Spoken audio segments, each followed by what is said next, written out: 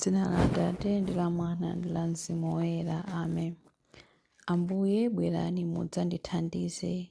Ulemu ukhale kwa Atate ndi kwa Mwana ndi kwa Mzimu Woyera, monga panali poyamba, tsopano ndi masiku onse, ndi pa nthawi zosatha. Amen. Ino ndi nthawi yathu yovomerezeka, ichi ndi chipulumutso chathu. Pemphero ndi kusala ndizo chiyembekezo chathu, kudzilanga mayitanidwe yathu.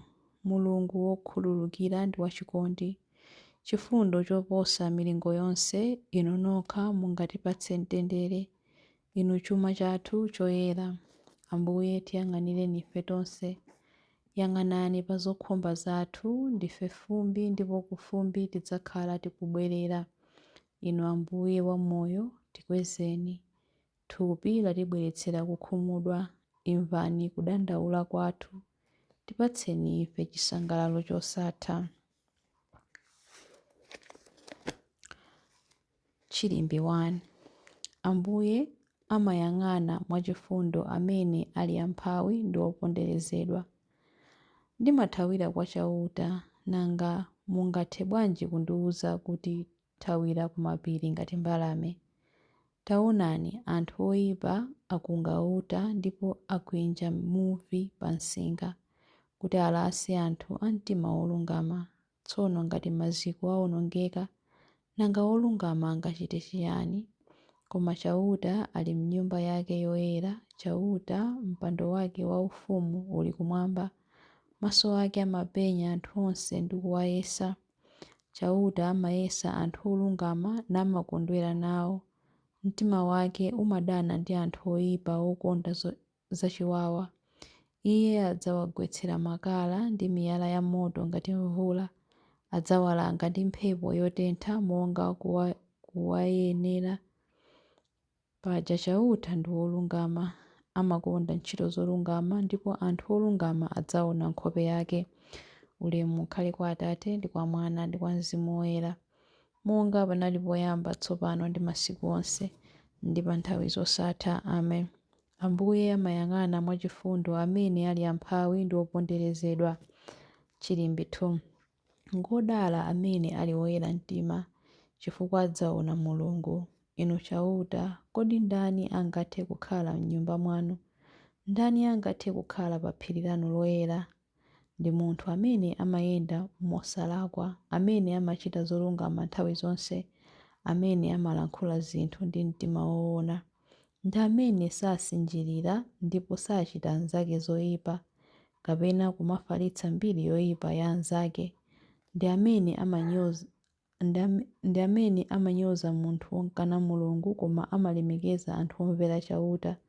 Ndi amene amachitadi zimene walonjeza ngakhale zikhale zowawa chotani.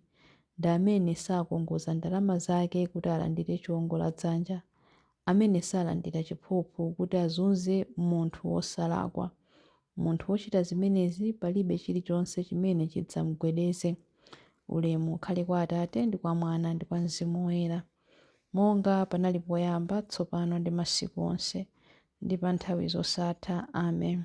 Ngodala amene ali woyera mtima, chifukwa adzaona Mulungu. Chilimbi 3. Mulungu adatisankhula ife kudzera mwa mwana wake kuti nafe tikhale ana ake. Tiyamike Mulungu Atate, Ambuye athu Yesu Khristu. Mwa Khristu iye adatipatsa madalitso onse auzimu kumwamba. Mulungu asanalenge dziko lapansi adatisankhiratu mwa Khristu kuti tikhale woyera mtima ndi wopanda cholakwa pamaso pake. Chifukwa chotikonda adakonzeratu kuti mwa Yesu Khristu atilandire ngati ana ake. Adachita zimenezi chifukwa adafuna kutero mwa kukoma mtima kwake. Adafuna kuti tizitamanda ulemu wake, chifukwa adatikomera mtima kopambana pakutipatsa mwana wake wokondedwa ngati mphatso ya ulere. Ndi imfa ya mwana wakeyo Mulungu adatipulumutsa, adatikhululukira machimo athu. Nzazikuludi mphatso zaulere zimene Mulungu adatipatsa mochuluka. Mwaluntha ndi nzeru adatiwululira cholinga chake chimene kale chinali chobisika. Zimene adati achite mwakukoma mtima kwake ndi zomwe iye mwini adakonzeratu kale. Chimene Mulungu adalongosola kuti achite itakwana nthawi nchakuti asonkhanitse pamodzi mwa Khristu zinthu zonse zakumwamba ndi zapansi pano. Chimene Mulungu adalongosola kuti achite itakwana nthawi nchakuti asonkhanitse pamodzi mwa Khristu zinthu zonse zakumwamba ndi zapansi pano. Ulemu ukhale kwa Atate ndi kwa Mwana ndi kwa Mzimu Woyera, monga panali poyamba, tsopano ndi masiku onse ndi pa nthawi zosatha. Amen.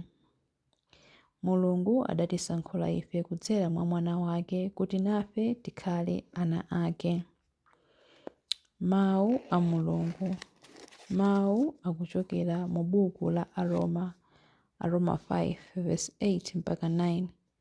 Koma Mulungu adatsimikiza kuti amatikonda kwambiri chifukwa pamene tinali ochimwabe Khristu adatifera. Ndiye popeza kuti tsopano chifukwa cha magazi ake tapezeka kuti ndife olungama pamaso pa Mulungu, Iyeyo adzatipulumutsa kuposa pamenepo ku mkwiyo wa Mulungu. Mawu a Ambuye. Tithokoze Mulungu. Chiyankho. Kwa inu Ambuye ndikupereka pemphero langa lachifundo. Kwa inu Ambuye ndikupereka pemphero langa lachifundo. Chiritsani mzimu wanga popeza ndakuchimwirani. Ndikupereka pemphero langa lachifundo. Ulemu ukhale kwa Atate ndi kwa Mwana ndi kwa Mzimu Woyera. Kwa inu Ambuye ndikupereka pemphero langa lachifundo. Chilimbi cha nyimbo ya Amayi Mariya. Ndimadzichitira ndekha umboni, akutero Ambuye, ndipo Atate anga amene adandituma nawonso amandichitira umboni. Mtima wanga ukutamanda Ambuye, ndipo mzimu wanga ukukondwera mwa Mulungu mpulumutsi wanga, popeza kuti wayang'ana kutsika kwa mtumiki wake. Ndithu kuyambira tsopano anthu a mibado yonse adzanditcha odala. Iye amene ali wamphamvu wandichitira zazikulu, ndipo dzina lake loyera. Amawachitira chifundo anthu a mibado ndi mibado amene amamulemekeza. Wachita zamphamvu ndi dzanja lake. Wabalalisa anthu a mtima onyada. Mafumu amphamvu wawatsitsa pa mipando yawo yachifumu. Anthu wamba nkuwakweza. Anthu anjala wawakhutitsa ndi zabwino. Anthu olemera nkuwabweza osawapatsa kanthu. Wadzathandiza anthu ake Aisraeli pokumbukira chifundo chake.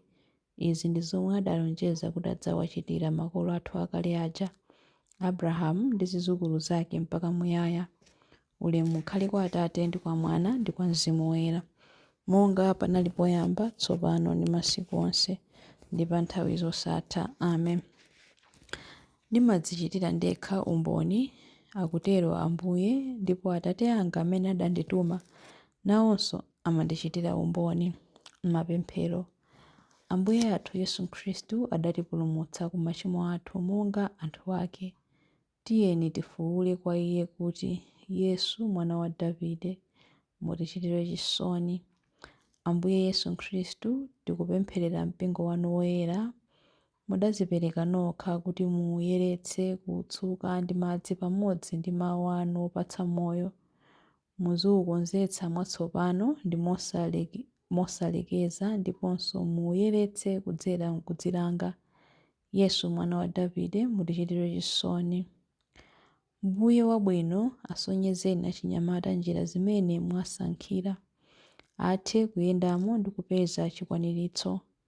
Yesu mwana wa Davide, mutichitire chisoni. Mwachifundo chanu mudachiritsa mitundu yonse ya matenda. Bweretsani chiyembekezo kwa odwala ndi kuwadzutsa. Tiphunzitseni ife kuti tizitha kuwakonda ndi kuwasamalira. Yesu mwana wa Davide, mutichitire chisoni. Tithandizeni kuti nthawi zonse tizilingalira za ulemerero umene mudatipatsa pa ubatizo, kuti nthawi zonse tizitha kukhala chifukwa cha inu. Yesu mwana wa Davide, mutichitire chisoni. Anthu akufa athe kukwera ku ulemerero wanu, mtendere wanu. Tipatseni ife limodzi nawo gawo mu ufumu wanu. Yesu mwana wa Davide, mutichitire chisoni. Yesu mwana wa Davide, mutichitire chisoni pamene tikupemphera kuti, Atate athu muli kumwamba, dzina lanu liyeretsedwe, ufumu wanu udze, kufuna kwanu kuchitidwe monga kumwamba choncho pansi pano. Mutipatse ife lero chakudya chathu cha lero. Mutikhululukire ife zochimwa zathu monga ifenso takhululukira adani athu. Musatisiye ife mchinyengo, koma mutipulumutse ife kwa zoyipa. Amen. Pemphero. Atate achikondi, chiyambi cha madalitso onse, tithandizeni ife kuchoka mmoyo wathu wakale wa tchimo kubwerera ku moyo watsopano wa chaulere. Tikonzekeretseni kufika ku ulemerero wa ufumu wanu. Tikupempha izi kudzera mwa Ambuye athu Yesu Khristu mwana wanu, amene ali ndi moyo ndi ufumu limodzi nanu ndi Mzimu Woyera, Mulungu tsopano ndi pa nthawi zosatha. Amen. Ambuye atidalitse, atiteteze ife ku zoyipa zonse ndi kutifikitsa ku moyo wosatha. Amen. Dzina la Atate ndi la Mwana ndi la Mzimu Woyera. Amen.